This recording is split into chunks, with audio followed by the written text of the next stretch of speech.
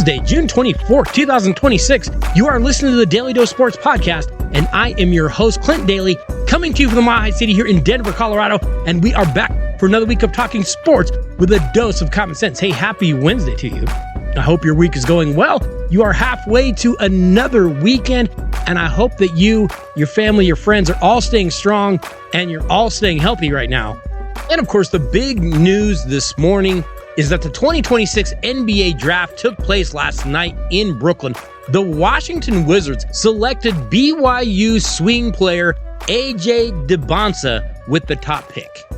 And that poor kid will now go to our nation's capital and, well, lose more games in October than he did all last season with the Cougars. The Utah Jazz took Kansas flake Darren Peterson with the number 2 pick, bypassing, I might add, young big man Cameron Boozer. Now, that might not sound like a big deal, but actually it is.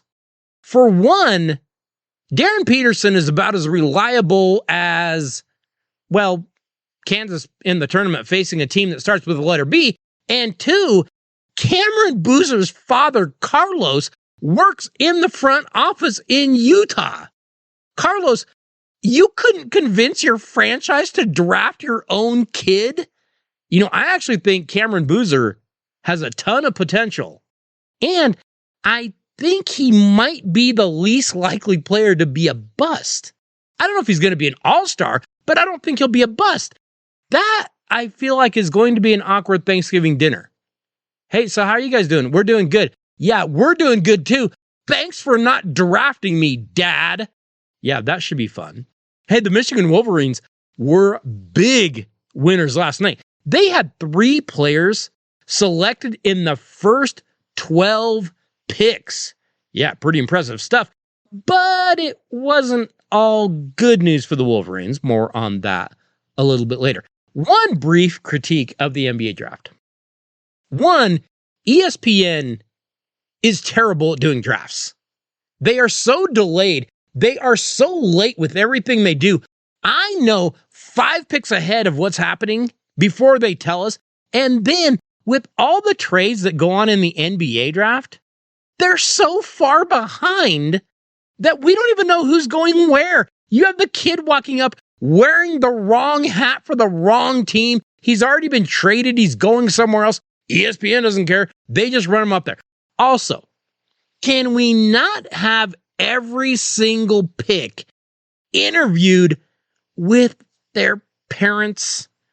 I know that's probably not nice to say, but that is absolutely brutal. These poor parents, they're already emotional. And you can tell they're not used to having that microphone right in their face. It is like nails on a chalkboard. ESPN, you've got to do a better job with your draft.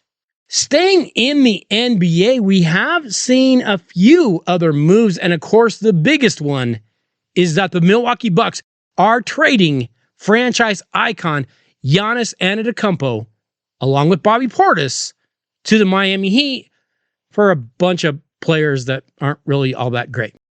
The Heat will be sending Milwaukee unprotected first-rounders in 2031 and 2033, along with a 13, a pick swap, and a second-rounder, whatever. Heat president Pat Riley now has made his long-anticipated new acquisition as he now brings Antetokounmpo to Miami, where we've already seen Pat Riley pick up guys like LeBron James, Shaquille O'Neal, Chris Bosh, Alonzo Mourning, Jimmy Butler, to just name a few. And now Riley will be pairing the 2-time NBA MVP and 2021 Finals MVP with big man Bam Adebayo. And they are hoping to be a contender in the East. Now, do I look at this team in Miami as a true contender in the East? Honestly, no. But Riley will now have Giannis to man his training room. And I mean, Giannis can, I don't know, talk to people as they come in to get treatment, which is nice, really, when you think about it. It's always nice to have a friendly face in the training room. But let's be honest, Giannis hasn't played all that much. What's he playing? 50, 60 games a year these days? He hasn't been at that NBA Finals kind of level in like 5 years. I don't expect that to change. Sure, he'll play a few more games this next year, magically he'll be a little bit better. But I don't see this team as a contender. One other move that is interesting, the Minnesota Timberwolves sent 3-time All-Star forward Julius Randle to the Brooklyn Nets for Nick Claxton, which I'm not sure Minnesota's getting a good deal there. And then one other move, the Washington Wizards are agreeing to a 4-year deal worth approximately $212 million with free agent guard Trae Young. It is embarrassing! Yeah. So if you've been wondering, why are the Washington Wizards just chronically terrible? It's moves like this, mostly. Giving $200 million to a guy like Trae Young, who just is incapable of winning at this level. Hey, that's why the Wizards are terrible. Today on The Dose, we have got a number of stories to touch on this week. We've got things coming out in the World Cup. We've got things coming out in the world of college sports. We've got things coming out in the world of the NBA and even the NHL. So we've got a number of things to discuss this week on The Dose. Plus, we will have a Daily Dose top 5 for you. You're not going to want to miss that. Stick around for that. Staying in the NBA, the New York Knicks have won their first NBA championship in over 50 years. And this past week, the New York Knicks held their championship parade. But I thought it was interesting because point guard Jalen Brunson publicly ignored his critics throughout the Knicks' historic run. He instead focused on delivering that title to New York. But at the championship parade, Jalen Brunson had a few things to say. Here is a quote from Jalen. There's a lot of people that have had a lot of negative stuff to say, Brunson said during the celebration at New York City Hall. There's a lot of people who have a lot of opinions, but when you prove them wrong, you really don't have to say blank to them. They don't deserve it. Like, there were a number of critics that did talk badly, not only about the Knicks, but about Brunson specifically. And Brunson wanted to come out and say some things. He went on to say, New York, we really did it. Somehow, some way, I knew we were going to find a way to get this done. Moments later, New York Mayor Zohran Mamdani presented keys to the city to the Knicks players, coaches, owners, and staff. Wearing a team jersey under his suit jacket, Mamdani said he and other fans waited because they knew deep down in our sick, suffering hearts, the Knicks would someday win. Hey, I said this last week. Congrats to the Knicks. Congrats to their long-suffering fans. Also, shut up. I don't want to hear about you having doubters. There's a reason the New York Knicks had doubters. It's because you sucked for generation after generation after generation. Stop acting like people don't have the right to doubt you. The New York Knicks have a tradition of failing. When you continue to fail over and over and over again, people are going to say, yeah, they're going to fail again this year. Hey, if like the Detroit Lions or Buffalo Bills win a Super Bowl and then they complain about people doubting them, they're going to sound like idiots. Much like the Knicks sound right now. They sound like idiots. Stop your whining, go take your flowers, and shut up. I'm already annoyed with the Knicks now. Going back a little bit to the NBA. I know we talked some NBA to open the show, but we had a big move take place in the NBA that concerns college sports because Michigan head basketball coach Dusty May is finalizing a deal to take the Dallas Mavericks head coaching job. That is a huge move that changes both college and NBA landscapes. Now, May is 49. And don't forget, he led Michigan to the national championship this past year, 2026. He will now coach a franchise that has Cooper Flagg as a key player because the Mavericks fired Jason Kidd last year. Now, May led Michigan to a 64-13 record over 2 years in Ann Arbor. In his previous job, you might remember, he was down at Florida Atlantic, and he took the Owls to back-to-back tournaments, including in 2023, leading them to the Final Four. But May said he had ruled out all other jobs this offseason, but that the NBA has always been intriguing. So Dusty May is now the first college head coach to take an NBA job since former Michigan coach John Beilein took the Cleveland Cavaliers job back in 2019. That, for the record, did not go that well. This move puts May in charge of the Mavericks' next generation, which they're building around Cooper Flagg, the NBA's Rookie of the Year this past year. However, the move puts Michigan in a weird situation. They're coming off that dominant run. They're coming off of winning it all, and now they're putting in an interim head coach and trying to figure out exactly what to do. Michigan says they're working toward hiring current assistant head coach Mike Boynton Jr. as that interim head coach. Boynton, of course, had a little bit of coaching experience from Oklahoma State. Now, looking at this move, we know Dusty May's not a dumb guy. He realizes that the NBA is a league where players don't have to listen to their coach in any capacity. And we know he's going to get paid well. No question about that. But here is the trend that we just keep seeing, especially in college basketball. It's happening in football too, but especially in college basketball. It's no fun anymore. It's no good anymore. That is how bad the college game is to coach right now. Coaches are recruiting 365 days of the year, and getting a top recruit literally means nothing. You have him for what? A couple weeks maybe? And then he's looking to transfer?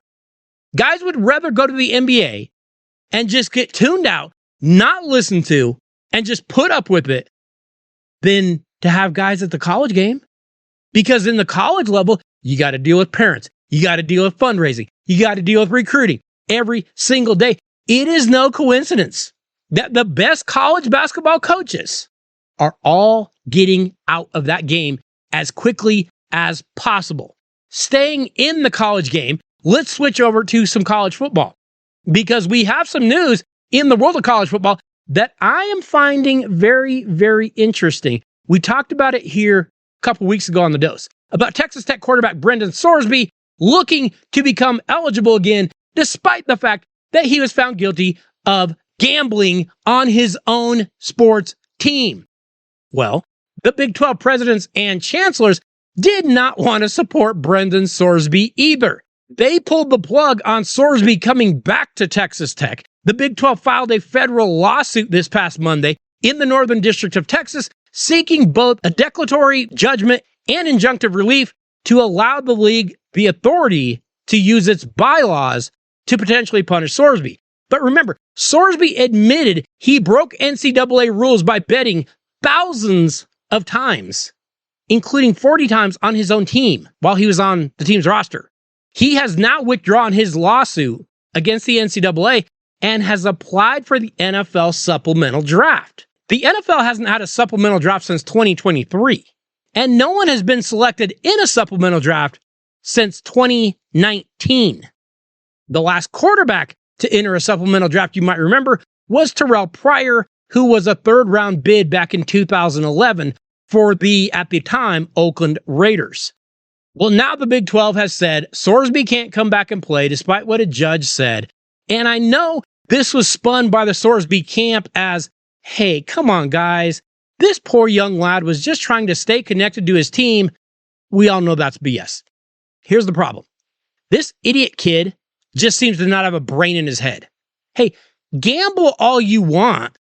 Just don't bet on college football and on your own team specifically. The fact that Brandon Sorsby was too stupid to abide by following that one simple rule tells me he's not really suited to be an NFL quarterback in any capacity.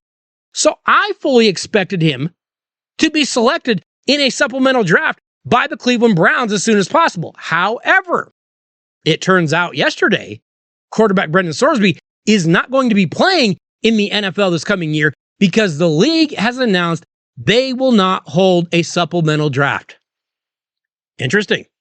The NFL's decision came down to its right to decide whether or not to hold a draft per the collective bargaining agreement, as league officials said they believed it would ultimately become a distraction to teams as they begin training camps. Here's what an NFL source said. Sorsby's application carries with it a lot of issues, core of the game integrity issues. Hey, I said this a long time ago, literally a few months ago, that it isn't a matter of Sorsby getting to go back to Texas Tech. We know you can go get some podunk dumb judge to let him go back to Texas Tech, even though the Big 12 finally said, hey, we're getting into some weird territory. That isn't the issue. The issue is this kid has demonstrated he's too stupid to be an NFL quarterback, and NFL teams aren't going to want to touch him. He is absolute poison, despite the fact that Sorsby's attorney, Jeffrey Kessler, says the NFL's decision to not hold a supplemental draft is a violation of the CBA and the law, and he's going to pursue that immediately with the NFL Players Association. Honestly, Sorsby's lawyer, he needs to find a new client. This isn't going well. One last story in the world of college sports, and I think it's important to talk about. A sweeping federal bill to reshape college sports is headed to the Senate, marking the first time in a number of years that the full U.S. Senate will have the opportunity to vote on a proposed solution facing some of the college sports industry. The bill is called the Protect College Sports Act, and it has been spearheaded by Senators Ted Cruz and Maria Cantwell. Keep one thing in mind. Cruz is a Republican, Cantwell is a Democrat. Kind of interesting. But it would provide the NCAA with an antitrust exemption so that it can enforce a few rules. Are you kidding me? I know. Magical to think about. Here's what the bill would institute. Standardized transfer rules, generally permitting student athletes to transfer once without a penalty, while requiring a 1-year loss of eligibility for a second transfer, with the exception of your coach leaving. That sounds like something we've wanted for a long time.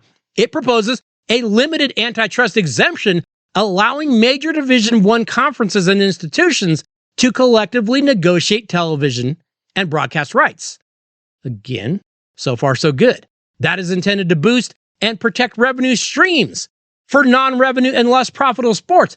That's what we want to do, right? We know there are kids that get to go to college for the sole reason of playing a sport that might not make profit, but we don't want these kids to lose these scholarships, do we?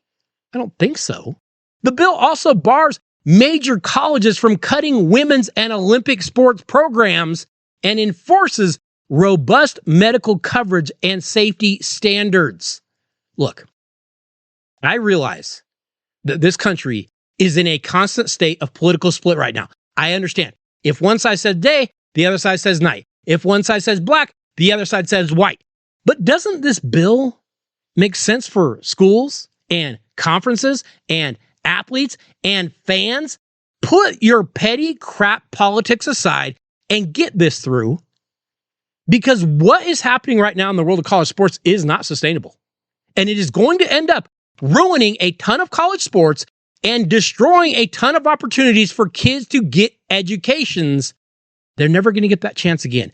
They need to pass this bill. I don't want to hear about the Big 12 and the Big 10 and the SEC balking at it. They need to pass it. The only reason they won't pass it is, one, they're being political, and two, they don't want to give up their own power. That doesn't make it right. Hey, make sure you're stopping by DailyDoseSports.com each and every week to check out the new things we have going over there. We have links to articles, we have links to videos, we have links to the podcast, and we have links to Daily Dose gear. If you need a t-shirt, a hoodie, a sweatshirt, a baseball cap, make sure you stop by DailyDoseSports.com and check out what we have going on over there. Plus, don't forget, you can email the podcast anytime if you've got a question, a comment, a concern, an insult. Yeah, you can send it to dailydosesports@gmail.com. We would love to hear from you.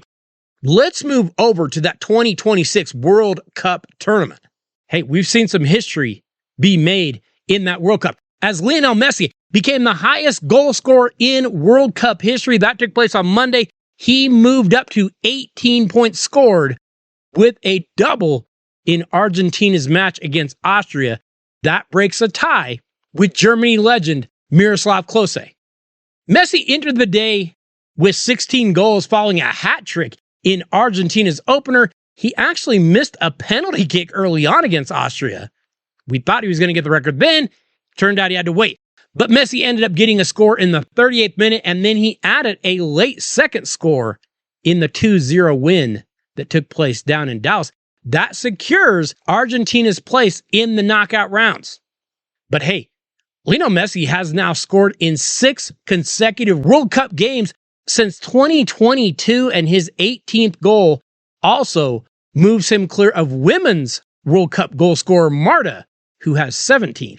Messi owns the record in both. He had tied the record with that hat trick last week, and now he has broke it. That hat trick, by the way, stands as the 11th of Messi's international career, but that was his first at a World Cup. And hey, we can argue about the GOAT if we want. I know there's a number of names out there. We know Ronaldo's out there. We know Pele's out there. We know a number of guys are out there, but Messi is kind of making a compelling case at this point. Meanwhile, individual accolades aside, just looking at this tournament, Argentina is the defending champ, and they look like they're not going to go away quietly. They might still make some noise. France looks like the top contender to take Argentina out. Spain and England have both been impressive. Portugal got going a little bit yesterday. Germany has looked good at times. The Netherlands have been impressive. And then we're actually getting a few surprise teams. Teams like Cape Verde, who have them. Egypt, and yes, our United States. The USA team looks completely different than it has ever looked in the past. The World Cup tournament is just going to be pure drama the further we go into it.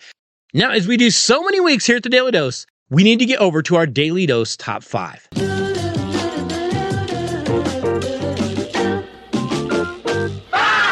Like I said at the top of the show, the Washington Wizards used the number 1 pick in last night's 2026 NBA draft to select BYU superstar AJ DeBonsa.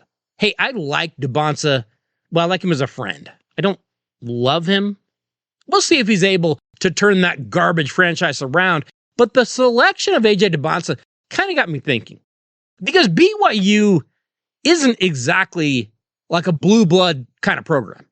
Sure, they've produced a few players. I mean, guys like Danny Ainge and Sean Bradley. And of course, the Jimmer Fredette. But do players taken at number 1 from non-blue blood programs actually make it? Today, our Daily Dose Top 5 is counting down the last 5 times that a player was selected number 1 from a non-Power 5 school. And no, I'm not counting guys that jump straight from high school without attending college. We're looking at programs that are not Power 5 type programs or traditional basketball blue blood programs. Let's go ahead and jump in. We started for number 5. And we actually are going to have one program that makes our list twice. But as great as this program has been at times, they are definitely not a blue blood kind of program. We go back to the year 2013. The Louisville Cardinals won the NCAA tournament that year, but there was really not like a clear-cut player to be the top pick. Indiana's Victor Oladipo looked pretty good. And then there were a few foreign players. Guys like Giannis Antetokounmpo from Greece, or Steven Adams from New Zealand, or even Germany's Dennis Schrader. But the Cleveland Cavaliers decided that they would instead take UNLV big man Anthony Bennett with the number 1 pick. I mean, Bennett wasn't even the best player on his own team. He had missed a lot of time due to injury, but I mean, it is Cleveland, right? So they take Bennett, and he immediately showed he didn't belong. In fact, he didn't even score a basket until his 5th game. He was traded away after just 1 season. He bounced around the league a little bit. He ended up playing in Canada. He actually played a grand total of 151 games in the NBA. He started holding 4, and he averaged just 4 points a game. He was out of the league completely by 2017. Hey, the Cleveland Cavaliers took a chance on a non-blue blood program kid, and it definitely did not pay off. Anthony Bennett from UNLV comes in today at number 5. We jump to number 4, and we go to a program that has been big time at times, but I mean, the Memphis Tigers are hardly a blue blood program. But in 2008, head coach John Calipari, hey, he had those Tigers rolling. They had Chris Douglas Roberts, and they had Derrick Rose. And if they could have just made free throws, they would have won a title. But there was no question that Derrick Rose was worthy of a top pick. The Chicago Bulls used their top pick in 2008 on the explosive guard, and it paid off. Derrick Rose was the Rookie of the Year. He was a 3-time All-Star and was the 2011 League's Most Valuable Player. You know, Rose could get into the paint anytime he wanted. He was just so explosive, and he was really adept at finishing around the basket. Unfortunately, his frenetic style of play lended itself to a number of injuries. And while Derrick Rose would end up playing 15 seasons in the league, his body would end up being so broken down that he would end up being relegated to backup roles. But make no mistake, Derrick Rose was one of the best non-blue blood program players ever. And he comes into on our list at number 4. We jump to our number 3 entry on our list. And this one is actually kind of unfair because we're talking about the Los Angeles Clippers. And anytime that franchise is involved, you kind of got to take things with a grain of salt. In 1998, the Clippers had the number 1 pick in the draft. Okay, cool. That's the good news. You've got players like North Carolina's Vince Carter and Antoine Jameson. You had Germany's Dirk Nowitzki. You had Kansas with Paul Pierce. You even had Arizona with Mike Bibby coming out. So how in the world could you screw this up? But again, we are talking about the Clippers. So they decided they were smarter than everyone else. And instead, they decided to take University of Pacific 7-footer big man Michael Olowokandi. Who? Olowokandi was really, really average. He averaged less than 10 points a game for the Clippers. He would eventually move on to Minnesota. He would eventually move on to Boston. But he never averaged more than 12 points per game. He lasted 9 seasons in the league. But meanwhile, some of those other guys that went after him, they went on to be generational stars. But again, it is the Clippers. And Michael Olowokandi comes in today at number 3. We reached number 2 on our list of non-blue blood program players that were drafted number 1 overall. And for the second time today, the University of Nevada, Las Vegas lands on our list, but this time it was way more deserving. In 1991, the Charlotte Hornets had the top pick in the draft, and they were looking for a cornerstone for that young expansion franchise. Enter Las Vegas, do everything forward, Larry Johnson.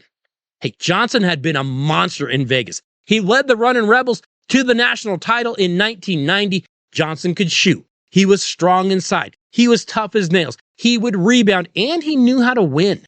Larry Johnson would play 5 highly productive seasons in Charlotte, and then he would eventually move on to New York and add another 5 quality seasons with the Knicks. Hey, Grandmama was the Rookie of the Year in 91.